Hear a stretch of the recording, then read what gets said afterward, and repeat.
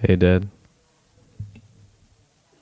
It's October 27th, 2022. You found a lot of ways to subtly indicate to me that you're watching out for me, which is always really interesting.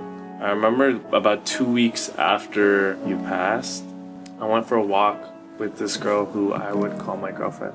And at the end of the walk, I remember thinking to myself, wow, this girl's really cool. And at that very moment, we looked up at the sky and both saw a shooting star. Now that was cool and all, but I was just like, okay, it doesn't really mean anything. Not 2 minutes later, I look back up and see another shooting star. As if you were like, no, she's definitely the right one.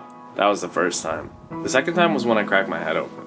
I remember this story that Mom used to tell me about you. She said that on one of the dates you guys went on, that you took her paddle boating. I think that's what it's called. And you guys went all the way out into the middle of nowhere just for you to tear your ACL.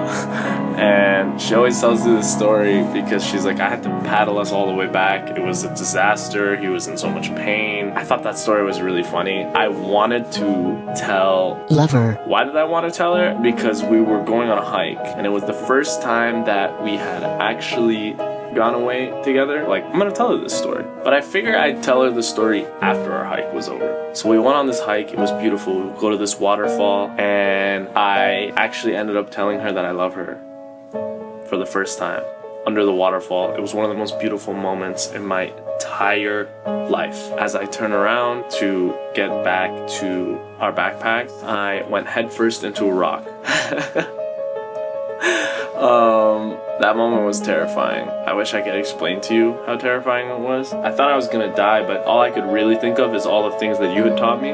Being that you were a doctor, you taught me to, apply pressure and not freak out and just keep going. So that's what I did, and I survived in that moment. You had this way of not freaking out when accidents would happen. And I'm glad that you gave me that. It was such a wonderful gift. The third time that you peeped your head in to say hello, I was writing my journal, my morning journal, and I got to a part of my journal where I kept repeating, I miss you, I miss you, I miss you. Ugh, it's so hard, it's so difficult. I don't know what to do. Out of nowhere, my water bottle spilled on my page and blurred out perfectly all of the page that said, I miss you, I miss you, I don't know what to do. And in that moment, I couldn't help but laugh. Really. It was almost as if you told me, like, don't worry about missing me. Life goes on. It was really endearing.